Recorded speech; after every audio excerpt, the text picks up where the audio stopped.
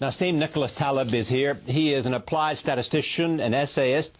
He specializes in the problems of uncertainty. His 2001 book, Fooled by Randomness, argued that success is usually the result of luck rather than skill. His new book is called The Black Swan, The Impact of the Highly Improbable. I am pleased to have him here at this table to tell us what it all means. Welcome. Thank you. What is the point of the black swan? Just for the record. Yes. I never knew until I read your book. Yes. That black swans existed. I thought all swans were white. Yeah, well, that's the story. Yeah. Okay, and for the discovery of Australia, right, you had no reasons to believe that swans could be of any other color than white. Because you'd never seen anyone. Exactly. So it was a surprise. But my black swan doesn't have feathers. My black swan is a different kind of surprise. It is? My black swan is, number one, a surprise. Two, it's very consequential, extremely consequential. You see, unlike the bird, you see, it carries massive consequences. Think of the First War, the Great War. Right. Think of Google, the Internet, penicillin, the inventions. These were all black swans. They were all black swans. There was nothing to indicate they were coming. Nothing to indicate they were before. Right. Before the fact, nothing to indicate. And nobody was planning for them. Exactly. But that's the number three. Before the fact, they're unpredictable. After the fact, retrospectively, oh, of course, they're so clearly predictable. We have even disciplines to analyze what happened.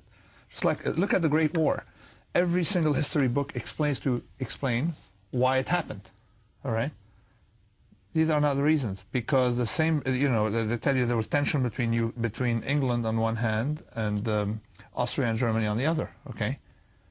There were a lot of tensions that led to no war. So how could that be the cause of war? We had a lot of tension in history that lead to big wars.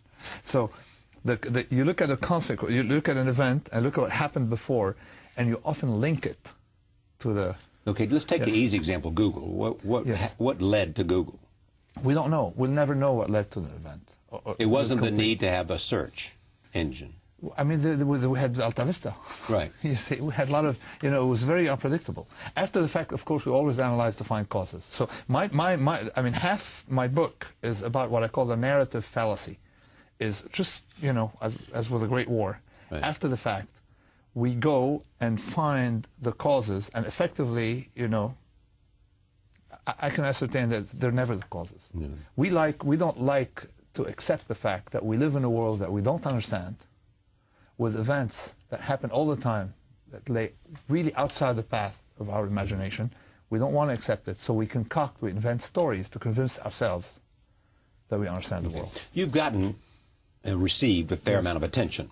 Malcolm Gladwell wrote a profile of you for The New Yorker, correct? Yeah, years ago, yes. Years ago, 2000, 2002, something like that. Yes. Yeah. Why should we believe you? What do you know that we don't know? I don't know. That's exactly what I write. I'm not, what I'm taking here is a very simple... This is no mathematical model you've created. I'm not at all. I'm just showing weaknesses, all right, in some inferential methods and weaknesses in some disciplines, okay, by showing that effectively they can't predict. Let me give you, let me tell you, for example, there are a lot of disciplines, okay, economics, political science, in which the expert is no expert, okay? And I think except that the reason...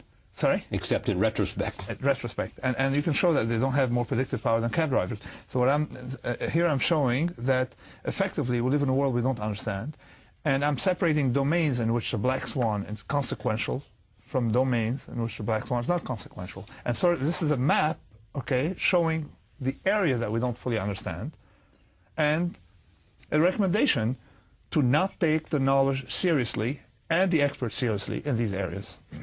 Because things will happen. No, because you can't rely on them. You're taking a lot more risk. If you listen to an economist, you may, invest or do something, foolish listening to them, all right? But if you listen to a cab driver, you're not going to do anything, you see? Mm-hmm. And we often listen to people for therapy. So this is, where my book sets, you see, the policy of what to do in a world you don't understand. What are the things you don't understand? That's all I'm saying. Most people misinterpret me. I'm not trying to predict rare events. Well, I would think that most people are buying your book, because here's what would be an automatic kind of response. He's explained something about how these black swans happen. And if we read this book, we'll know what a black swan is, and we'll know, and so therefore maybe we'll be able to plan for the next one. Well, that's exactly what my book is not about. I know, I know. But that would be the conventional wisdom. I've had for about the last 10 years, 15 years, people telling me, can you give me a list of the 10 next black swans? Exactly. If you're That's so my good, point. why can't Exactly. you, tell me the next black swan?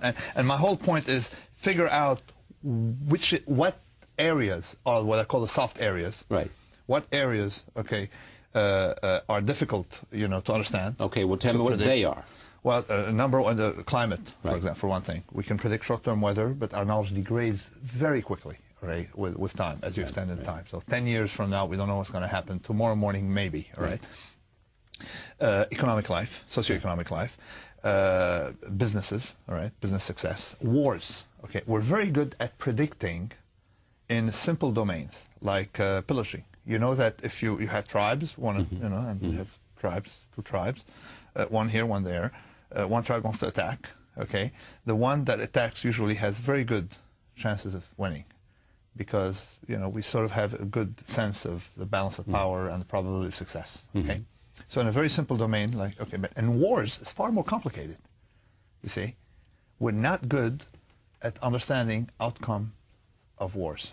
Wait, we're not good at understanding wars are likely to happen, or once they've happened, how they're going to turn out. Both.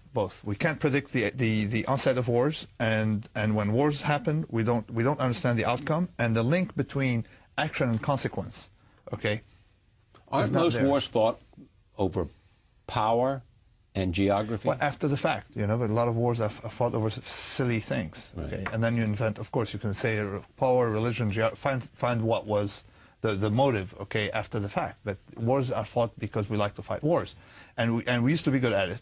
Okay, we're no longer good at it because you can win actually wars, but, and not get much out of it.